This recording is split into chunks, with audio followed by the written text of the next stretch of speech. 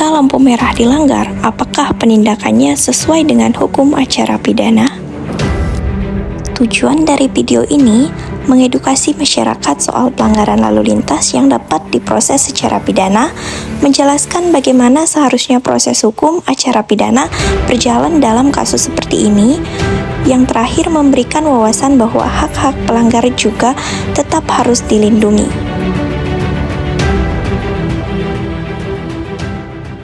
Informasi berikutnya, akibat menerobos lampu merah, seorang pengendara motor menabrak pengendara motor lain hingga keduanya luka. Orang pemotor di persimpangan Haji Nawi, Margaguna, Jakarta Selatan ini lalai memperhatikan. Motor tewas ditabrak truk yang menerobos lampu merah di Rembang, Jawa Tengah.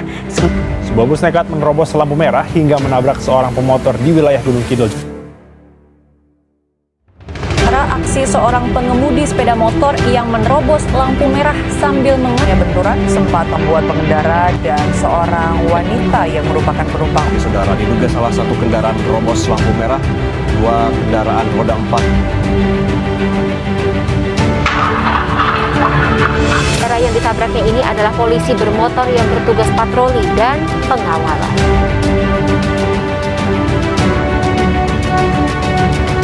Selain melanggar lalu lintas, aksi ini juga membahayakan keselamatan pengemudi yang lain.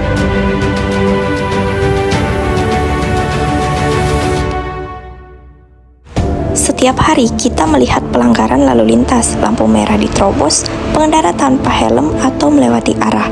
Tapi, tahukah kamu kalau beberapa pelanggaran ini sebenarnya bisa diproses secara hukum pidana?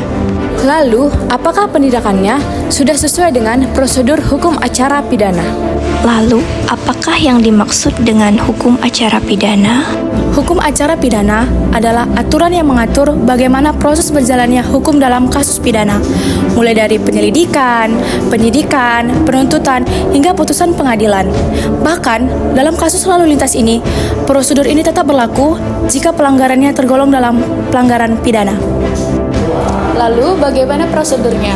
Tentu saja harus dimulai dari penyelidikan, pemeriksaan sanksi, penetapan tersangka, hingga sidang pengadilan sesuai dengan KUHP atau Kitab Undang-Undang Hukum Acara Pidana.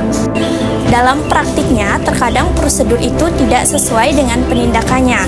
Nah, misalnya ada seseorang yang melanggar peraturan rambu-rambu lalu lintas, tapi mereka ditilang begitu saja tanpa mereka itu mendapatkan hak mereka. Contohnya, setiap warga negara itu berhak mendapatkan hak, tetapi mereka itu tidak didampingi penasihat hukum dan juga mereka tidak mendapatkan hak untuk mereka itu membela diri mereka.